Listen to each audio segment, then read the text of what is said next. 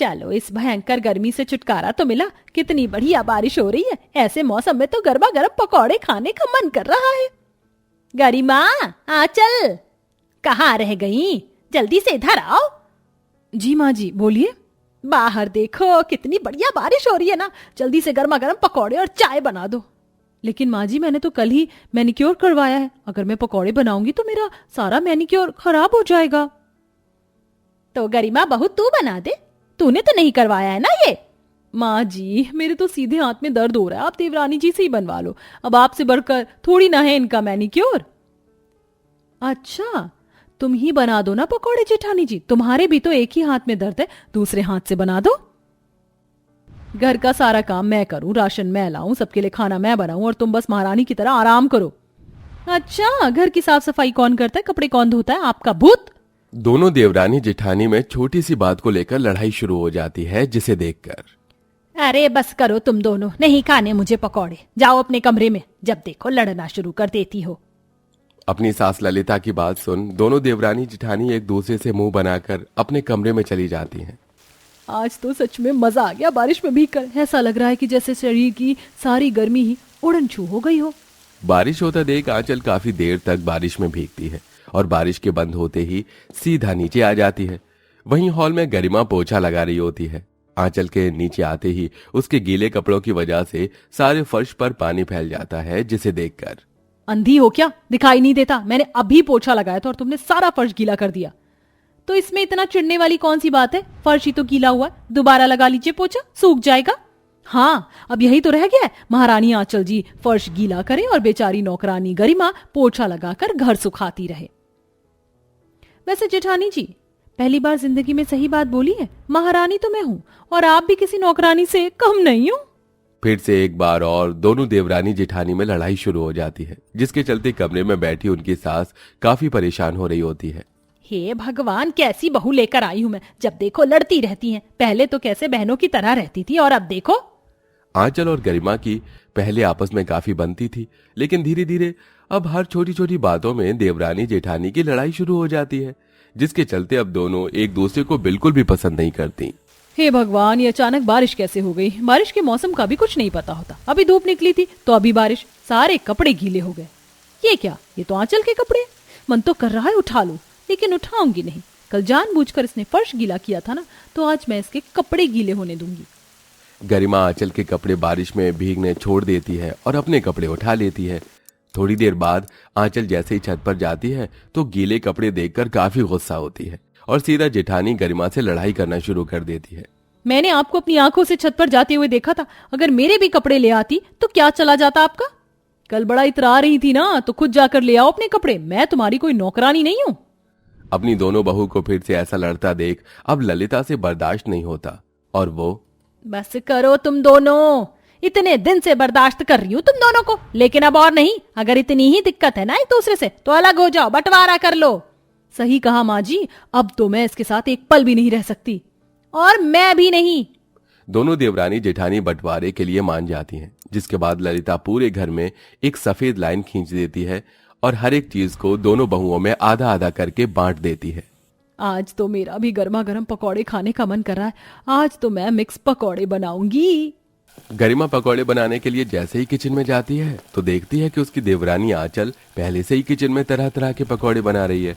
अपनी जेठानी को किचन में देखकर आंचल, वाह वाह वाह, क्या खुशबू आ रही है मेरे आलू प्याज पनीर और गोभी के पकौड़े में, और ये चटनी। आज तो मजा आ जाएगा। गर्मा गर्म पकौड़े, वो भी चटनी के साथ खाकर। आंचल जानबूझकर गरिमा को चिढ़ाने के लिए अपने पकौड़े की तारीफ करती है, जिसे देख गरिमा मुंह बनाकर अब खुद भी पकौड़े बनाने लगती है। लेकिन बार बार गरिमा से पकौड़े जल जाया करते थे। आंचल जैसे पकौड़े क्यों नहीं बन रहे हैं मेरे? हर साल मैं आंचल के हाथ के गर्मा गर्म पकौड़े खाती थी और इस साल मुझे ही खुद पकौड़े बनाने पड़ रहे हैं। ना जाने क्यों आजकल हर लल्लू पंजू अपने आप को शेफ समझने लग गया है। कुछ कहा तुमने? हाँ, लेकिन खुद से। आपसे कौन बात कर रहा है? आंचल की बात सुन और अपने तले हुए पकौड़े देख गरिमा गुस्से से अपने कमरे में चली जाती है, जिसे देख आंचल काफी खुश होती है। बड़ी आई थी मेरे जैसे पकौड़े बनाने वाली। ऐसे ही वक्त गुजरता रहता है और एक दिन, हे भगवान, ये बारिश का मौसम तो मेरा जीना हराम कर देता है। इसने कितनी बार कहा है कि छत पर दहलीज बनवा दीजिए, सारा पानी जीने से होकर हमारे कमरे में आता है, सारा कमरा गीला कर दिया। बारिश की वजह से सारा पानी जीने से होकर आंचल के कमरे में आ रहा था और बेचारी आंचल उस पानी को निकाल रही थी। तभी उसके कमरे के बाहर से गरिमा गुजरती है। ये क्या, आंचल के कमरे में तो फिर से बारिश की वजह से पानी आ रहा है। बेचारी कितना परेशान हो रही है। काश मैं इसकी मदद कर पाती, लेकिन नहीं करूंगी। बड़ा शौक था ना इसे बंटवारा करने का, अब खुद साफ करे अपना कमरा। इतना कहकर गरिमा अपने कमरे में चली जाती है। गरिमा को देखकर आंचल, बंटवारा होने से पहले जब भी हर साल बारिश में मेरे कमरे में पानी आ जाता था तो हम दोनों मिलकर मेरा कमरा साफ करते थे, लेकिन अब देखो कैसे देखकर भी अनजान होकर चली गई। बंटवारे की वजह से आंचल को खुद ही अपना कमरा साफ करना पड़ता है और ऐसे ही कुछ दिन और गुजर जाते हैं। टिप टिप बरसा पानी, पानी ने आग लगाई, आग लगी दिल में तो दिल को तेरी याद आई। मन तो कर रहा है कि मैं बस गाती जाऊं और झूम झूम कर नाचूं। गरिमा गाकर नाचते हुए बारिश में भीग रही थी कि तभी अचानक गरिमा का पैर फिसलता है और वो सीधा गिर जाती है। हे राम, मेरी कमर, लगता है मेरी कमर की हड्डी टूट गई। कितना दर्द हो रहा है। गरिमा दर्द से कराह रही थी कि तभी आंचल छत पर आती है। ये क्या जेठानी जी, गिर कैसे गई? लगता है हर साल की तरह बारिश में नाचते हुए नहा रही होंगी। कितनी बार मना किया है ऐसे नाचने से, लेकिन ये है कि मेरी सुनती नहीं। दिल तो चाह रहा है इसकी मदद कर दूं, लेकिन इन्होंने बंटवारा करके ठीक नहीं किया। आंचल नीचे आ जाती है, जिसे देख बेचारी गरिमा दर्द से कराहते हुए अपने कमरे में आती है और जैसे तैसे खुद को सुखाकर अपनी कमर पर दवाई लगाती है। कहीं न कहीं अब दोनों देवरानी जेठानी को अपनी इस गलती का एहसास होने लगा था कि उन्होंने बंटवारे के लिए हाँ कर काफी बड़ी गलती की है। ये क्या, पूरे घर की तो लाइट आ रही है लेकिन मेरे कमरे की क्यों नहीं आ रही? लगता है बारिश की वजह से कोई शॉर्ट सर्किट हो गया। कितना अंधेरा है मेरे कमरे में, गर्मी भी लग रही है। गरिमा अपने कमरे से निकलकर बाहर आ जाती है और देखती है कि आंचल आराम से लाइट ऑन कर एसी की ठंडी ठंडी हवा खाते हुए आराम कर रही है। मन तो कर रहा है इसके कमरे में चली जाऊं, गर्मी से बुरा हाल हुआ जा रहा है, लेकिन अगर गई तो फिर ये घमंड दिखाने लगेगी। इससे अच्छा है कि गर्मी ही बर्दाश्त कर लूं। इतना कहकर गरिमा सीधा हॉल में चली जाती है, जिसे देख मन तो था इसका कमरे में आने का, लेकिन जानबूझकर आई नहीं। इसे क्या लगा मैं इससे बात करूंगी? जब तक ये मुझसे बात नहीं करती मैं भी नहीं करने वाली। दोनों देवरानी जेठानी को बारिश के मौसम में इस बंटवारे की गलती का एहसास तो हो चुका था, लेकिन दोनों में से कोई भी माफी नहीं मांगता। बारिश होने वाली और आंचल ने थोड़ी देर पहले ही छत पर पापड़ और अचार रखे थे, कहीं बारिश की वजह से खराब ना हो जाए। गरिमा भागते हुए छत पर जाती है और जल्दी से आंचल के बने हुए पापड़ और अचार को बारिश में भीगने से पहले वहां से उठा लेती है। तभी वहां आंचल आती है। जेठानी जी, मेरे अचार पापड़ के साथ क्या कर रही हो? बारिश होने वाली थी इसलिए मैं इन्हें छत से उठाने के लिए आई थी। अगर बारिश हो जाती तो ये गीले होकर खराब हो जाते और तुम्हारी सारी मेहनत बर्बाद हो जाती, वो अलग। गरिमा की बात सुन आंचल खुद ही गरिमा से माफी मांगती है। जेठानी जी, मुझे माफ कर दो। मुझे माँ जी की बात सुनकर बंटवारे के लिए हाँ नहीं करना चाहिए था। जब से हमारे बीच में बंटवारा हुआ है तब से मैं तुम्हारे बिना काफी अकेली पड़ गई हूँ। पर तो मैं भी गई हूँ काफी अकेली।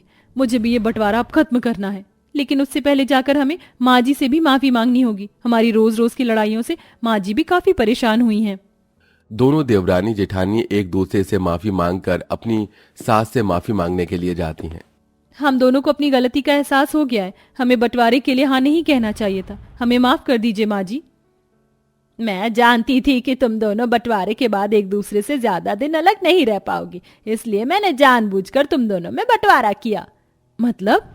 अगर मैं बंटवारा नहीं करती तो तुम दोनों एक दूसरे की अहमियत नहीं समझ पाती। सही कहा माँ जी आपने, एक दूसरे से अलग रहकर ही हमें एक दूसरे की जरूरत समझ आई है। हम चाहे एक दूसरे से कितनी भी लड़ाई कर लें, लेकिन सच तो यह है कि एक दूसरे के बिना रह नहीं सकती।